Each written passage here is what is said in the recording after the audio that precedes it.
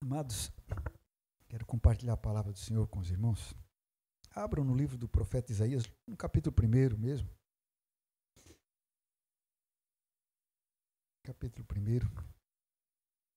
Glória a Deus. Pai, em nome de Jesus, nós te louvamos por essa manhã tão preciosa, Senhor, em que podemos estar aqui reunidos com os teus filhos, a igreja do Senhor aqui congregada, para te honrar e te louvar. E nós te pedimos, Santo Espírito, que o Senhor encha, Senhor, os corações agora, Senhor, com a Tua palavra, Senhor, que a Tua verdade eterna venha transbordar, Deus, em nossas vidas, a graça do Senhor, para que essa verdade, Deus, se expresse, Deus, em uma vida diária, cotidiana, Deus, cheia do Espírito de Deus. Em nome de Jesus, Senhor. Amém, meus irmãos. Amados, queria falar um pouquinho com os irmãos sobre o profeta Isaías, e é uma mensagem. Ele tem muitas mensagens, mas uma específica que ele traz para nós aqui no seu livro de profecia. O profeta Isaías foi um dos profetas mais influentes, uma das personalidades mais influentes da sua época. Ele está entre os 4 profetas maiores do livro, maiores por causa da extensão do seu livro, juntamente com Jeremias, Ezequiel e Daniel. E Isaías, irmãos, ele era um profeta, mas que ele habitava no palácio. Ele tinha acesso, à vida palaciana dos reis, dos sacerdotes. Ele era influente no meio social mais alto da nação de Judá. Ele era casado, ele tinha 2 filhos, e esses filhos receberam nomes proféticos também, que apontavam para a redenção, para Jesus. E seu ministério, aqui nós vemos logo no capítulo 1, versículo 1, diz assim, visão de Isaías, filho de Amós, que ele teve a respeito de Judá. Então ele profetizou, embora ele também tenha alcançado toda a nação de Israel, que era o norte e o sul, Judá era o sul, a profecia dele focou mais para Judá, para o sul, cuja capital era Jerusalém. O reino do norte, Israel, capital Samaria. Então ele profetizou mais para Judá. Em que período? Em Jerusalém, nos dias de Uzias, Jotão, Acás e Ezequias, que eram reis de Judá, na sua sequência, na linhagem real de Davi. Ele profetizou no período de todos esses reis aqui. Então, o pano de fundo da mensagem de Isaías, ele está ele pode ser lido em 2 Reis, capítulo 15 até o 20, e 2 Crônicas, do 26 ao 32. Lá descreve os fatos históricos que aconteciam nos tempos em que Isaías profetizava, aconselhava, orientava reis, sacerdotes e o povo, de um modo geral. Nesse tempo, irmãos, o mundo estava em polvorosa, cheia de guerras e rumores de guerra. Nós podemos observar pelos textos, que um império se levantava, lá pelo ano 800, se levantava o Império Assírio, um dos impérios mais cruéis, avassaladores, que conquistaram toda a região norte, a Mesopotâmia, e eles avançavam em direção ao Oriente Médio, a Israel, Edom, a Filístia, e por fim até o Egito eles tentaram alcançar. E eles dominavam principalmente as primeiras nações que vinham ali, que era Israel, o reino do norte, e Edom no lado oposto do Rio Jordão, e a Filístia, que era no litoral. Então, nesse período, esse reino começava a fazer incursões contra a Síria, contra Israel, contra Judá, contra Edom, contra a Filístia, e mais adiante, então, tentaram também contra o Egito. Então, só que eles tinham problemas internos, e num período em que eles deram uma folga para esses reinos, esses reis se uniram numa aliança para suportar a pressão que viria logo em seguida. Então, ali se uniu Israel com os filisteus, Israel e os filisteus juntos, hein? Edom, a própria Síria, porque tem a Síria e a Assíria. Então, o império que estava em evidência forte na época era a Assíria. Então, os sírios também se uniram a Israel, e Isaías, então, ele incentivava e ele chamava os reis de Judá para não entrar nessa aliança. Ele pregava que Deus iria guardar a nação de Judá. que eles não deveriam se aliar a ímpios, inclusive a nação do norte, né, governada por Peca, que era um rei também idólatra e perverso, Israel no norte. Então, de certa forma, eles se mantiveram à distância, foram atacados por esses reinos vizinhos por conta disso, sofreram perdas e danos, por fim se aliaram à Assíria, Judá se aliou à Assíria, contrariamente ao que profetizava Isaías, né, pagaram altos tributos e por fim ainda a Síria invadiu Judá também. Então não adiantou nada, não ouviram o profeta. Né? Esse profeta, irmãos, né, ele está, como eu disse, classificado entre os profetas maiores, né? Ele é chamado de o príncipe dos profetas, conhecido, né, dentro do meio teológico como chamado de o príncipe dos profetas, pela forma profunda como ele trouxe temas profundos que ele abordou, a erudição dele, a sabedoria dele, né, a forma de escrita dele, então a personalidade dele, né, e uma habilidade muito grande como estadista também. Então ele tinha habilidade e tinha bom trânsito na alta cúpula da nação. Né? Então ele era um profeta extremamente habilidoso, erudito, sábio, né? E as profecias de Isaías, irmãos, elas são as mais evangelísticas de todo o Velho Testamento. A ponto que nós podemos dizer que ele seria o quinto evangelho. Né? Nós temos 4 evangelhos, Mateus, Marcos, Lucas e João. Isaías seria quase que um quinto evangelho, tanto que ele trata do tema, né, que o Novo Testamento, né, abre para todos nós. Isaías, ele fala de temas que são fundamentais à fé cristã, ele fala da santidade, ele fala da eternidade de Deus, da soberania e do governo universal de Deus, né, da repulsa aos ídolos, ao pecado, do amor, da misericórdia paciente do nosso Senhor, da verdadeira adoração a Deus, do arrependimento, da salvação pela fé, que é alcançar inclusive os gentios e não somente Israel. Ele traz à luz esse tema, diversas oportunidades na sua profecia. E ele fala de escatologia de forma bem precisa também, sobre novos céus e nova terra, sobre um reino e um governo de Cristo aqui na terra. Então ele aborda muitos temas que nos são muito preciosos na nossa vida cristã. E o significado de Isaías, né, o nome Isaías significa o Senhor é salvação. Olha só. E é justamente falando da salvação que é o tema central dele. Temas mais enfatizados. E de uma salvação que só pode vir do Senhor e de mais ninguém.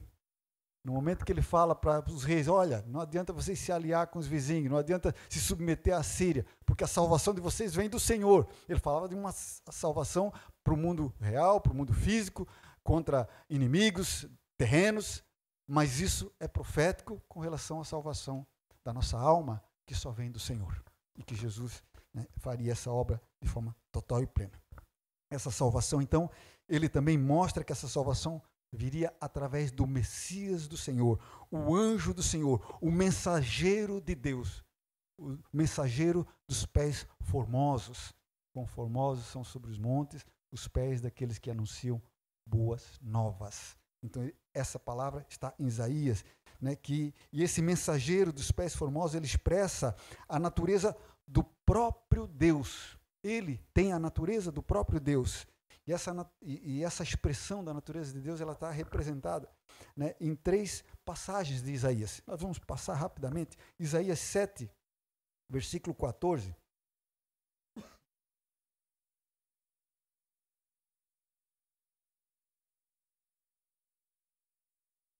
Aqui ele nos apresenta, né, o Emanuel. Portanto, o mesmo Senhor vos dará um sinal. Eis que a virgem conceberá e dará à luz um filho, e chamará o seu nome Emanuel. Ele estava falando de um contexto local. A virgem apontava para a sua própria esposa, de Isaías, e falando do sinal que seria para o rei Acaz, com relação aos inimigos. Mas nós vemos claramente, e isso é revelado no Novo Testamento como uma profecia para a vinda de Jesus. Por quê? Porque o nome Emanuel, a palavra Emanu, quer dizer conosco, El, Deus. Deus conosco, o Deus que habita conosco, o Deus que se faz homem, que deixa sua glória e vem habitar entre os homens, como homem. Então veja só, aqui ele nos apresenta, o profeta apresenta então esse mensageiro do Senhor. E é maravilhoso que ele revela que esse mensageiro é o próprio Deus, porque ele é Deus conosco. Né? Ele é a imagem, a perfeita imagem do Deus invisível, né? O eterno, mas contemporâneo, que entrou na nossa dimensão temporal e viveu conosco. E vive conosco, podemos dizer. Então aqui Isaías apresenta, né, ele introduz aqui esse anjo do Senhor, esse Messias. Isaías 9, irmãos, versículo 1, ele começa a descrever um pouquinho mais a respeito desse Messias. E ele diz assim: mas a terra que foi angustiada não será entenebrecida. Envileceu nos primeiros tempos a terra de Zebulon e a terra de Naphtali, mas nos últimos tempos a enobreceu junto ao mar, junto ao caminho do mar, além do Jordão, na Galileia das nações. Vejam só, irmãos, aqui ele está localizando, né, o espaço geográfico onde esse Messias iria começar o seu trabalho. Então ele está falando, quando ele fala aqui, irmãos, de Zebulon, Naphtali, são as tribos do norte de Israel que habitavam na região que no Novo Testamento é conhecida como Galileia, mas ao norte. Então essa região, ela sofreu muita incursão de inimigo, muito assédio dos inimigos, e ela, no ano 700, eles foram todos deportados, né? Pessoas de outras nações vieram habitar ali por ordem, né? Inimigos vencidos pelos assírios em outras nações eram transportados para ali, alocados para ali. Então aquele povo ali se misturou, que eram de Israel, se misturou com nações vizinhas. Né? Por isso que fala Galileia das nações, por causa dessa misturança toda, era um povo misto. E por isso que Judá, nos tempos de Jesus, era inimigo dos samaritanos. Eles não se davam, porque eles não aceitavam os samaritanos como filhos de Deus, porque era uma raça que tinha se misturado com as nações. Então, mas justamente nessa nação miscigenada, que não era, digamos assim, judeus puros, aos olhos dos judeus, é claro, dentro do seu preconceito, justamente ali, nos últimos tempos, ela seria nobre, seria enobrecida. De que forma, irmãos? Com a vinda do Messias, que não nasceu ali, porque ele nasceu em Belém, que é Judá, mas ele se criou e viveu ali e iniciou o seu ministério na Galileia. O primeiro milagre de Jesus foi onde? Nas bodas de Caná, na Galileia. Né? E ele localiza, então, no caminho do mar. Que mar? O mar da Galileia. Né? As margens do mar ali, onde ficava Cafarnaum,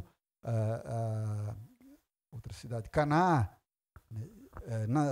Nazaré, essas cidades em torno do mar ali, que eram por isso de pescadores. Nós temos os discípulos de Jesus, pescadores, né? E aí ele continua no versículo 2.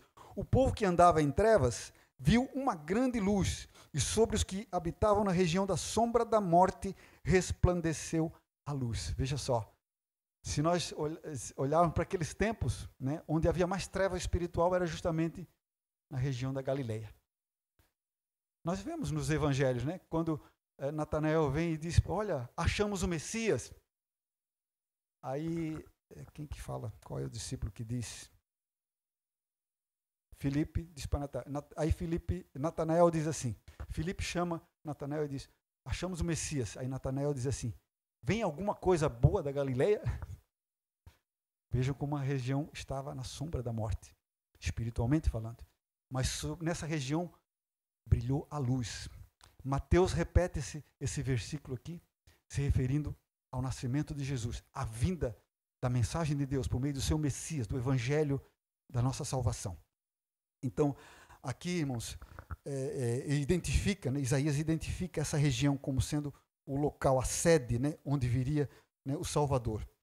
ele nos apresenta também dentro desse versículo aqui no capítulo 6, né, o nome quádruplo, digamos assim, né, do nosso Senhor. Por que que brilhou a luz? Por que que naquela região que estava em trevas nasceu a luz? Versículo 6. Por quê? Porque um menino nos nasceu, um filho se nos deu, e o principado estará sobre os seus ombros, e chamará o seu nome, maravilhoso conselheiro, Deus forte, Pai da eternidade, príncipe da paz. Olha que promessa maravilhosa, irmãos. O menino, aquele que anteriormente Isaías disse que seria nascido de uma virgem, ele era o próprio Deus. E ele fala, dá títulos a esse menino que são somente de Deus. Quando ele fala que ele é Deus forte, ele está falando da onipotência de Deus.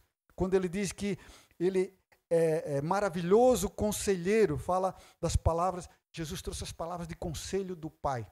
As minhas palavras são as que eu ouvi e recebi do meu Pai, ele diz. Então Jesus, ele trazia a mensagem de Deus cheia de sabedoria, expressando o quê? A onisciência de Deus, a sabedoria de Deus. Quando ele diz que essa criança é Pai da eternidade, irmãos, está falando da onipresença de Deus, da eternidade de Deus, né, que ele ocupa todo o tempo e todo o espaço, essa criança. E por fim diz que ele é o príncipe da paz, né? Não só na ausência de guerra, ele é príncipe da paz, mas um estado de prosperidade, de harmonia, de bem-estar, que revela o quê? A bondade de Deus, a misericórdia de Deus, a graça de Deus. Por que a paz? Porque o homem estava em guerra com Deus, inimigo de Deus.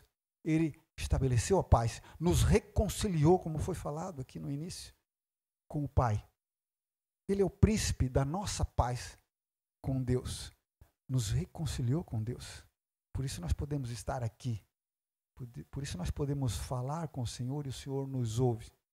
Por isso que ele fala e nós podemos ouvi-lo também, porque a paz foi restabelecida por causa do menino que nos nasceu, o príncipe da paz. Então, olha só como Isaías apresenta o Messias. Ele vai avançando nessa apresentação do Messias. No capítulo 11, irmãos, de Isaías,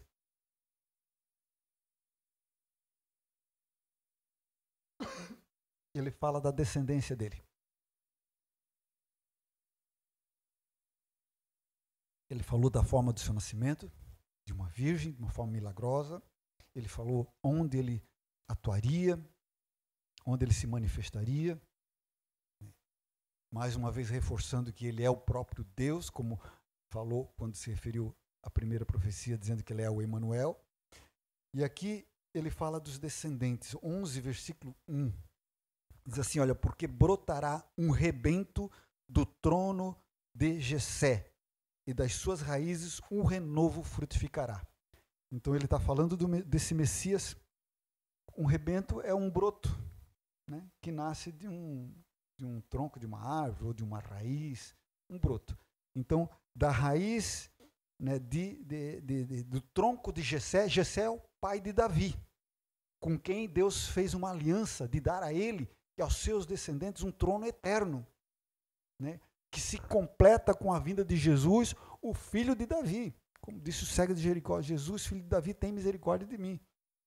Então Jesus é o legítimo herdeiro do trono de Davi, com quem Deus fez uma aliança eterna. Chega em Jesus, Jesus governa. Jesus não vai passar o reinado dele para outro substituto, porque ele vive eternamente, ele vai reinar eternamente e reina eternamente. Então Jesus virá do tronco de um rebento, de um renovo do tronco da família, da dinastia de Davi.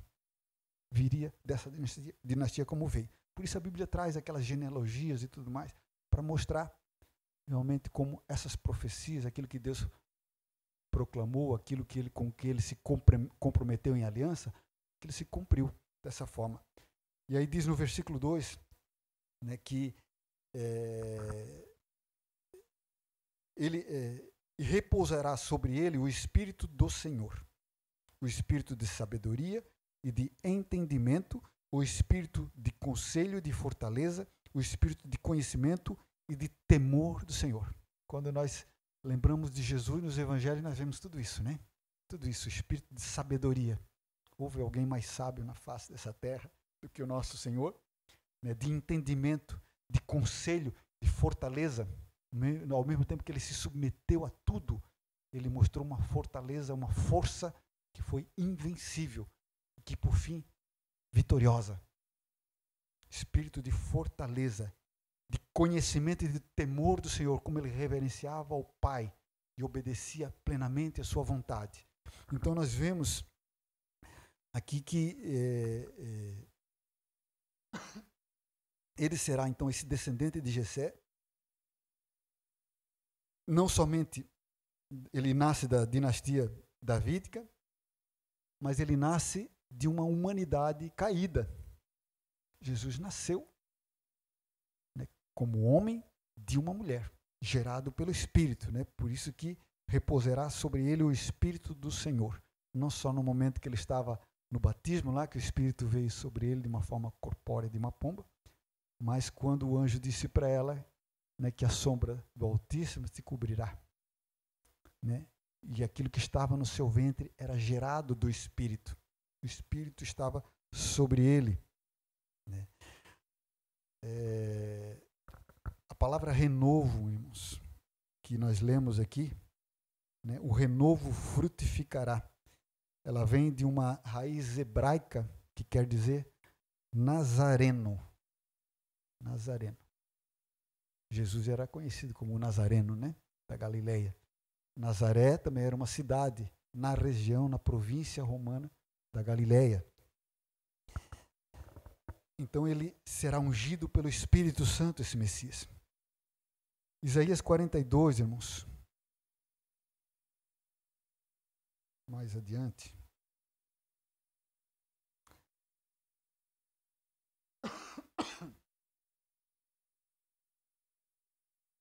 Aqui o propósito divino da redenção por meio desse Messias, né, ele é apresentado e ele vai ser realizado, e Isaías então revela para nós que ele vai ser realizado através desse Messias que passa a ser denominado o servo do Senhor, o servo de Yahvé, ou Javé. Então ele começa a trazer aqui, até então nós vimos o Messias como alguém que ia fazer coisas grandes e poderosas, um Deus forte, um Pai da eternidade, o príncipe da paz, cuja luz vai brilhar no lugar de trevas. Só que agora nós vamos ver uma passagem tenebrosa, escura, né, do Messias, na qual ele é denominado pela palavra profética de Isaías como o servo do Senhor. Veja só, ele é o Filho de Deus, ele é o próprio Deus, mas ele entra aqui numa condição de servo, agora, em total obediência ao Pai. E aqui ele é apresentado como o servo do Senhor, e a seu ministério também dessa forma.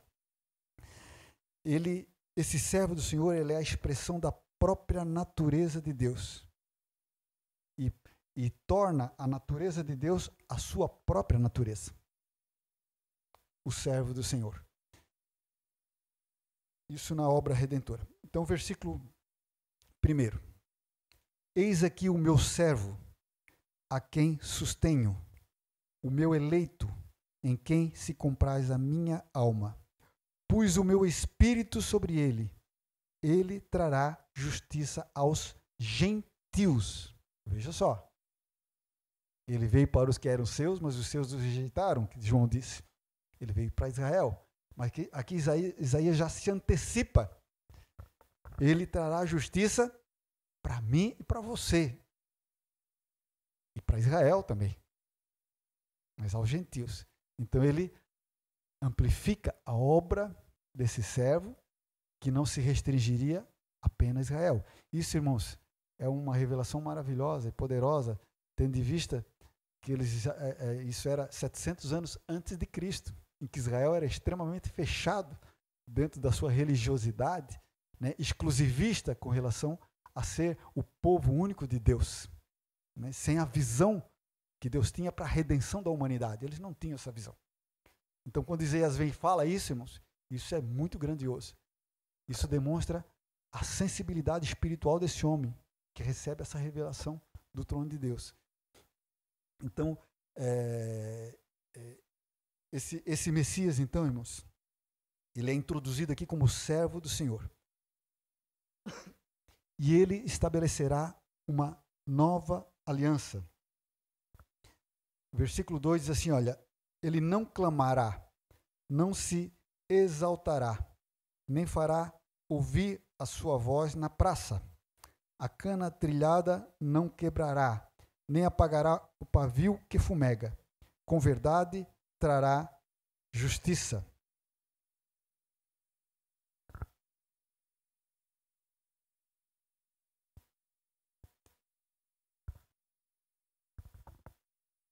Esse servo do Senhor, irmãos, como ele é chamado, nós vemos aqui, ele é apresentado aqui, em seguida, e aqui mesmo nesse texto, ele começa a ser descrito. É revelado para nós em uma forma de cântico, praticamente, que revelam para nós 4 coisas a respeito desse servo do Senhor. O caráter desse servo, o chamado desse servo, a obra do servo do Senhor e, por fim, o destino eterno desse servo. Isso passa a ser apresentado por Isaías na sua profecia a partir daqui. Então, no versículo 1, nós vemos sobre o caráter desse servo. Versículo 1, eis aqui o meu servo, a quem eu sustenho, o meu eleito, em quem se compraz a minha alma. Quando Jesus foi batizado nas águas do Jordão, ouviu-se uma voz, veio o Espírito Santo de uma forma corpórea, ouviu-se a voz de Deus, do Pai. Este é o meu filho amado, em quem a minha alma se compraz, em quem eu me comprazo. Isaías já antecipou para nós aqui. Esse servo do Senhor, ele é apresentado como sustentado por Deus, eleito de Deus, escolhido de Deus, agradável ao coração do Pai. Jesus disse que ele agradava ao coração do Pai porque ele fazia tudo o que o Pai mandava. Obediência agrada ao coração do Pai. Então, esse servo, irmãos, ele é apresentado dessa forma como o eleito de Deus. Como Isaías também fala, como uma pedra preciosa de esquina.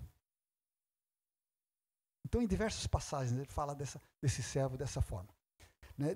Depois, na sequência, no versículo 2, como nós lemos ali, fala que ele é modesto, ele é humilde, ele não tem pompa nem ostentação. Quando diz que ele não clamará, não se exaltará, fala de humildade do nosso Senhor.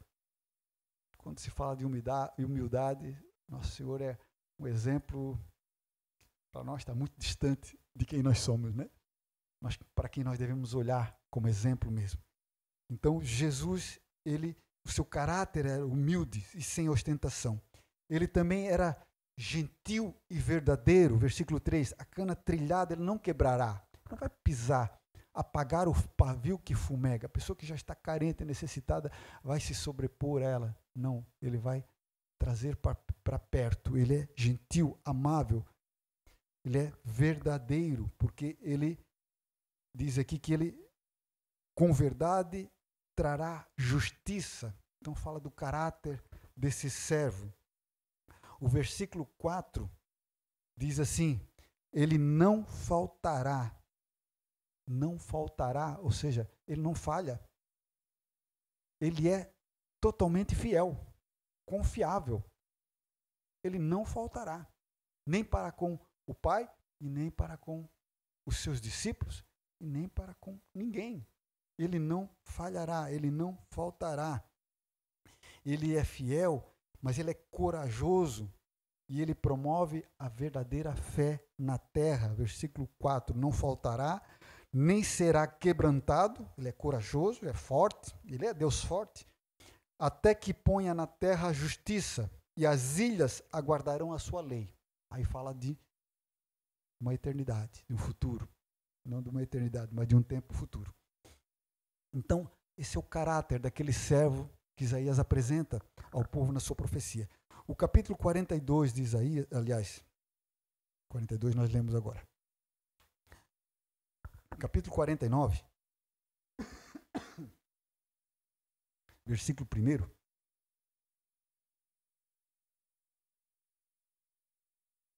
O chamado do servo. Lá nós vimos o caráter do servo, agora nós vamos ver o chamado do servo. Aqui o próprio Messias, o próprio servo do Senhor é quem fala. Né? E ele diz no versículo 1: Ouvi-me, ilhas, e escutai-vos, povos de longe. Está falando dos gentios. O Senhor me chamou desde o ventre, desde as entranhas de minha mãe, fez menção do meu nome. Quem que está falando aqui? O servo do Senhor. Quando o anjo falou com Maria, disse: olha, e você porá o nome dele Jesus, porque ele salvará o seu povo dos seus pecados. O nome Jesus, quer dizer, fala de salvação também. Aquele que salva. Então, Deus, o nome Jesus já foi sido feito menção antes do nascimento dele, antes de ser gerado, porque foi anunciado para Maria antes dela ter gerado, né, esse filho. Então, olha só que maravilhoso. Então, ele já havia sido chamado. Então, quando se coloca o nome, fala de autoridade. Quem é que dá nome para o filho? Quem foi os pais que deram? Por quê? Porque tem autoridade sobre os filhos. Mesmo que alguém possa dar algum palpite, coisa assim, quem decide são os pais. Então, quando o pai diz, olha, o nome dele vai ser Jesus, ele fala da autoridade a qual Jesus se submeteu como filho eterno e como filho do homem também. Então, Jesus foi chamado já para um propósito. Como um missionário, né, chamado desde a concepção. Isaías também diz que ele próprio foi chamado, né, para já no ventre da mãe. Aliás, Jeremias. Versículo 2, irmãos, diz que ele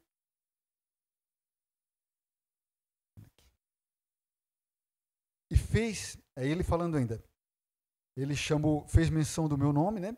E fez a minha boca como uma espada aguda, com a sombra da sua mão me cobriu, e me pôs como uma flecha limpa, e me escondeu na sua aljava. Olha só, é um chamado e um envio. Ele chamou ele, deu um nome, vá e faça. Deu a ele uma espada. A espada fala da palavra do Senhor, uma espada aguda, né? Uma espada da verdade. Né? A flecha que é arremessada para um objetivo, para um alvo que deve ser alcançado. Assim, Jesus foi chamado por Deus, comissionado e enviado. Deus o sustentou para isso, o capacitou para isso, o encaminhou, o designou para isso. Versículo 3. E me disse: Tu és meu servo, és Israel, aquele por quem hei de ser glorificado. Olha só. Então, o chamado desse servo iria glorificar ao Deus eterno. Ele falou, ele disse, Pai, eu te glorificarei. Né? Quando ele fala de ir para a cruz, ele iria glorificar ao Pai. Quando ele glorifica o Pai, quando ele obedece totalmente ao chamado que o Pai entregou para ele, ao comissionamento que o Pai deu para ele. Essa obediência total ao Pai glorifica a Deus. Assim nós glorificamos a Deus em nossas vidas, quando nós o obedecemos de forma precisa, completa, total, ampla.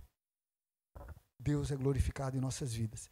Então ele tinha um chamado, foi designado para ser fonte de glória para Deus. O versículo 4. Porém eu disse: em vão tenho trabalhado, inútil e vãmente gastei as minhas forças.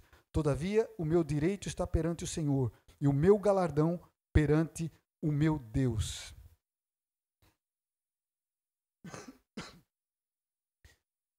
Esse servo do Senhor, ele teria a sua vida perante o Senhor.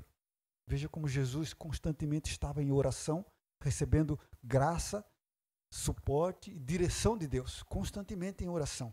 ele colocou a sua vida perante o Senhor. Embora o trabalho dele parecia inútil, e aqui falando com palavras humanas, né, porque Jesus sabia do resultado do seu trabalho. Ele sabia do final, ele sabia dos reflexos eternos da sua obra. Mas aqui falando em termos humanos, né, porém eu disse, em vão tenho trabalhado, inutilmente gastei minhas forças.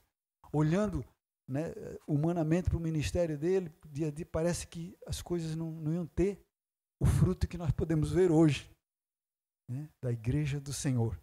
Então, mas ele era sustentado pelo próprio Deus. Então, assim, a obra dele era justamente essa, de fazer aquilo que Deus o encaminhou para fazer. Os resultados viriam no tempo oportuno, no tempo adequado. Versículo 5 ainda, fala dessa obediência do filho, né? Do servo. E agora diz o Senhor, que me formou desde o ventre para ser seu servo, para que torne a trazer Jacó, falando da nação de Israel. Porém, Israel não se deixará ajuntar. Olha a fala da rejeição de Israel aqui. Contudo, aos olhos do Senhor serei glorificado, e o meu Deus será a minha força. O próprio servo do Senhor será glorificado, e Deus será a sua força. Jesus foi glorificado na cruz, ele mesmo falou isso. O versículo 6, irmãos, aí começa a falar do sofrimento desse servo, que até então não estava bem nítido e claro aqui na profecia. Disse mais, pouco é que sejas o meu servo para restaurares as tribos de Jacó e tornares a trazer os preservados de Israel? Também te dei para a luz dos gentios, para seres a minha salvação, até a extremidade da terra. Olha só. Perdão, irmãos, não é aqui que ele introduz o sofrimento, não. Ainda está falando do resultado do seu trabalho. Né? E é aqui o que é maravilhoso, é que nos revela que esse servo, ele foi dado para a luz dos gentios. De novo, né, aquilo que nós mencionamos, ele já havia mencionado em outro momento da sua profecia, que ele viria para as nações, como de fato veio, como veio para nós. Então, assim, Isaías revela para nós o caráter do servo e o chamado desse servo. Um comissionamento divino. Então, ele não veio à toa, não veio, embora de livre vontade, mas ele veio com um propósito eterno de Deus, né, que já foi estabelecido desde a fundação do mundo. Propósito eterno. O capítulo 50, aí sim, falando da obra. A obra desse servo. Que de fato se consistiria a obra dele? O que ele faria de fato? Versículo 4 diz assim: O Senhor Deus me deu uma língua erudita, para que eu saiba dizer a seu tempo uma boa palavra ao que está cansado. Ele desperta-me todas as manhãs, desperta-me o ouvido para que ouça como aqueles que aprendem. Olha só, o servo do Senhor diz que o Senhor lhe deu uma língua erudita, sabedoria para falar, de forma que ele falaria a verdade e seria irresistível às pessoas que ouviam. Seria irresistível para aqueles que se quebrantam e recebem e são abençoados, mas será irresistível para aqueles que querem resistir, que como não têm argumentos, precisam se utilizar de meios físicos para calar, precisam fechar os ouvidos, como fizeram, precisam crucificar. Então, a obra desse Messias, desse servo do Senhor, consistia em falar de maneira proveitosa. Nenhuma palavra que o Senhor abriu e falou e pregou, e das que estão escritas aqui no Evangelho também. Ele falou muito mais do que o que está escrito. Mas de tudo o que ele falou, nenhuma foi ao vento. Foi palavra ociosa. Todas tinham um propósito, objetivo, e era edificação. E era a glória de Deus. Então, esse servo, ele teria essa sabedoria e habilidade de falar dessa forma. Mas não somente falar, ele saberia ouvir de forma paciente, esse mesmo versículo, que é o 4 que nós lemos, né? Ele desperta-me todas as manhãs, desperta-me o ouvido para que ouça, como aqueles que aprendem. Olha só, o servo do Senhor era despertado pelo Senhor todas as manhãs, ele diz, será despertado, que era uma profecia, para ouvir ao Senhor. Ouvir de que forma? Como aquele que quer aprender. Olha só que maravilhoso. Jesus falava aquilo que ele ouviu do Pai, ele disse. As palavras não são minhas, mas aquilo que eu ouvi, isso eu tenho falado. E é essa palavra que vai condenar e vai julgar nos últimos dias, ele diz. O versículo 5 fala de... Então ele fala, ele ouve, o versículo 5 diz assim, o Senhor Deus me abriu os ouvidos, e eu não fui rebelde, não me retirei para trás.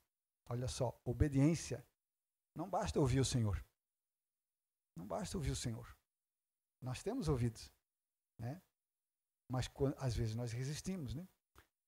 E aqui fala que o servo do Senhor, ele estará pronto, ele não vai se retirar, independente das circunstâncias. Pode vir a cruz, mas ele não vai se retirar daquilo que ele recebeu do Pai para fazer e cumprir. Olha só, o preço, né, que ele pagou para ser obediente até o fim. Então, ele ouvirá e obedecerá ao Pai. Versículo 6, aí sim, aqui ele começa a falar de forma mais clara a respeito do custo dessa obediência, do custo do seu ministério, do seu chamado. As minhas costas oferecia aos que me feriam, e a minha face aos que me arrancavam os cabelos. Não escondi a minha face dos que me afrontam, dos que me afrontavam e me cuspiam. Olha só. Aqui ele revela que o servo do Senhor, ele vai se submeter a toda a maldade humana, de forma paciente, de forma silenciosa, a toda espécie de abuso injusto e imerecido. Ele ia se submeter, ia passar por isso, né? Que são qualidades muito claras, específicas do nosso Senhor, né? Que foi levado como ovelha muda perante os seus tosqueadores, e como ovelha muda não abriu a boca. Então aqui fala do servo do Senhor como aquele que vai se submeter a toda tirania, maldade, mentira, calúnia, violência humana. Ele iria se submeter a isso, para condenar isso. De que forma? Amor. Então, amados, aqui ele revela essa obra do servo. E aí Isaías 52 fala do resultado dessa obra, do destino eterno, dos reflexos dessa obra, digamos assim. Isaías 52, versículo 13. Vamos ter que apurar um pouquinho aqui.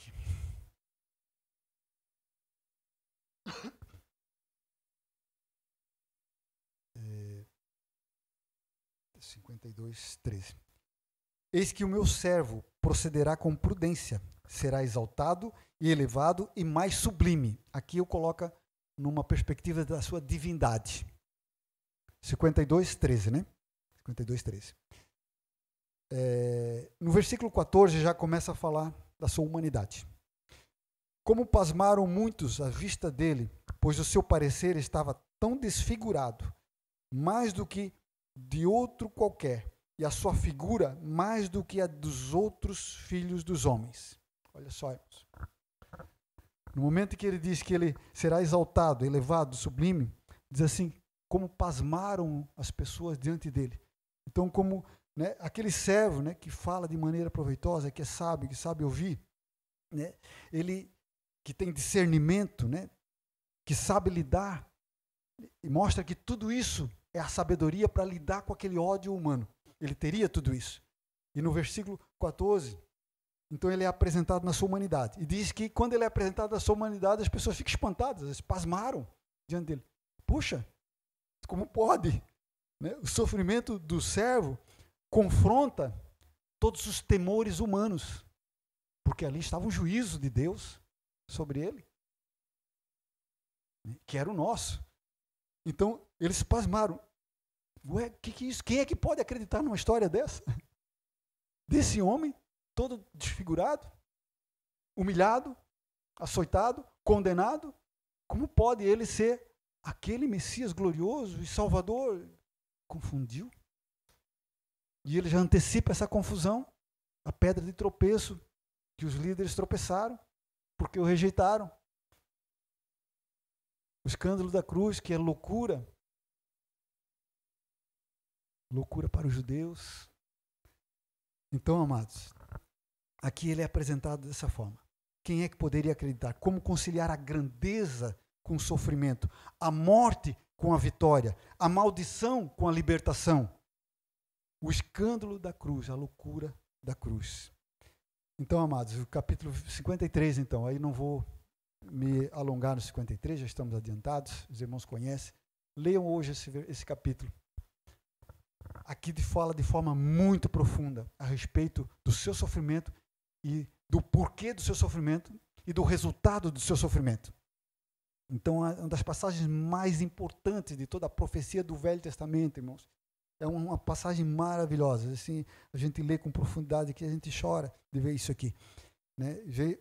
O servo do Senhor, que é o sacerdote também, que sofre de forma vicária pelos pecados da humanidade. Um mártir que leva os pecados de todo mundo, como ofertante e também como sacrifício a Deus.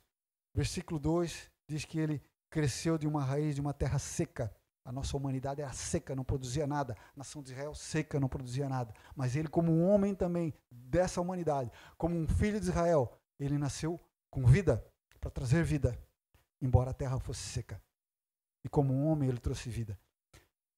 Versículo 3 diz que ele foi rejeitado pelos governos, pelo povo.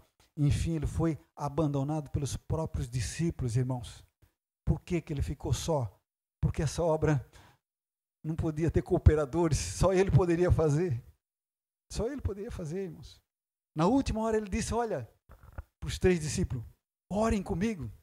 Puxa, nem uma hora vocês puderam vigiar comigo. Era aquele momento que os discípulos ainda podiam ajudá-lo em oração. Depois, irmãos, todos eles abandonaram, porque ali acabou-se.